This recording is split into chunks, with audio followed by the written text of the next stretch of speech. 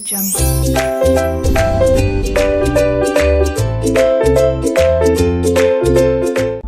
আলাইকুম, সবাইকে আবার স্বাগত জানাচ্ছি। পাভেল। আজকে আমরা অনুশীলনী 1.2 এর 3 গ অর্থাৎ গত পর্বে যে টপিকটা আলোচনা করেছিলাম 6 দ্বারা বিভাজ্যতা, সেই রিলেটেড প্রবলেমগুলো সলভ করব। তো 3 গ এর মধ্যে বলেছে যে এই সংখ্যাগুলো 6 দ্বারা বিভাজ্য কিনা। আমি শুরুতেই সংখ্যাগুলো একটু লিখে ফেলি। 3 গ প্রথমে আছে হচ্ছে 2184, তারপর সংখ্যাটা হচ্ছে 1074 এবং সবার লাস্টে আছে 7832।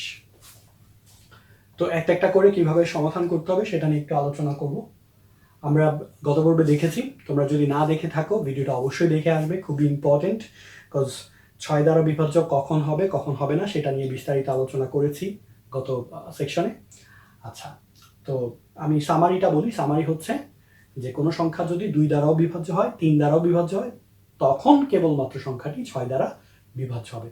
যে কোনো একটি হলে হবে না, এটা মাথায় রাখবে। যে কোনো একটি হলে হবে না, 2টি দ্বারাই বিভাজ্য হতে হবে। সো প্রথমে আমরা 2 দ্বারা বিভাজ্য কিনা দেখব, 3 দ্বারা বিভাজ্য কিনা দেখব।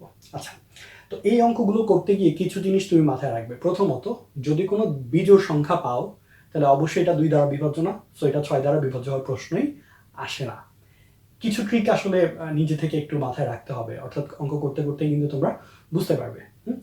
তো এখানে যদিও কোনো বিজোড় সংখ্যা নেই, তো সবগুলোই জোড় সংখ্যা, তার মানে সবগুলোই 2 দ্বারা বিভাজ্য। আমাদের দেখতে হবে 3 দ্বারা বিভাজ্য হয় কিনা। তো আমরা প্রথমে এই জন্য 3 দ্বারা বিভাজ্য কিনা টেস্ট করে নিব, তারপরে হচ্ছে 2 দ্বারা বিভাজ্যতা যাব। তো 3 দ্বারা বিভাজ্যতার সূত্রটা আমরা জানি, না জেনে থাকলে সেই ভিডিওটা দেখে আসবে।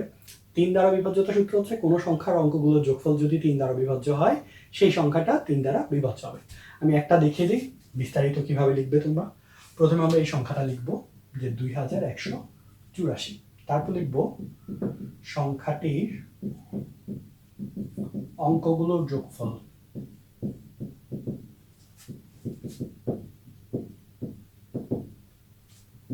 দুই যোগ 1 যোগ 8 যোগ 4। তো সমান সমান কত হয়? সমান সমান হবে 2 একে হচ্ছে 3, 3 8 11, 11 4 15। তো যোগফল 15, যা 3 দ্বারা বিভাজ্য।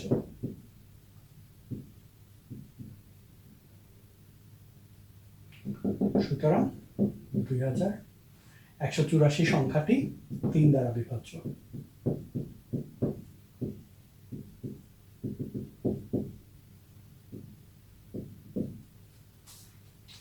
এখন আমরা একটা কাজ পেয়ে গেলাম যে এটা 3 দ্বারা বিভাজ্য।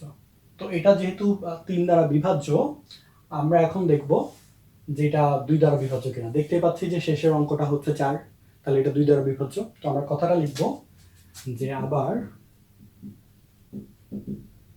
2184 সংখ্যাটির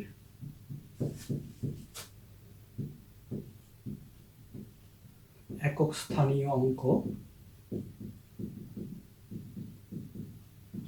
জোড়। তো জোড় হওয়াতে কি সুবিধা? সুতরাং 2184 সংখ্যাটি 2 দ্বারা বিভাজ্য।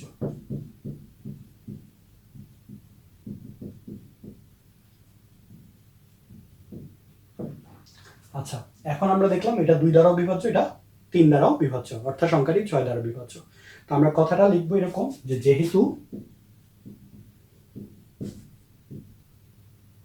সংখ্যাটি 2 এবং 3 উভয় দ্বারা বিভাজ্য, সুতরাং 2184 সংখ্যাটি 6 দ্বারা বিভাজ্য।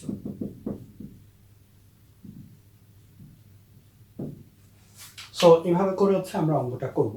এখন কোন সংখ্যায় যদি আমার যোগফল 3 দ্বারা বিভাজ্য না হয়, অর্থাৎ সংখ্যাটা যদি 3 দ্বারা বিভাজ্য না হয়, তাহলে আমরা লিখে দিব যে যেহেতু সংখ্যাটি 3 দ্বারা বিভাজ্য নয়, এটি 6 দ্বারাও বিভাজ্য নয়। বাকি অংশটা আর দেখানো দরকার নেই যে 2 দ্বারা বিভাজ্য কিন্তু 3 দ্বারা বিভাজ্য নয়, এরকম বিস্তারিত না লিখলেও হবে।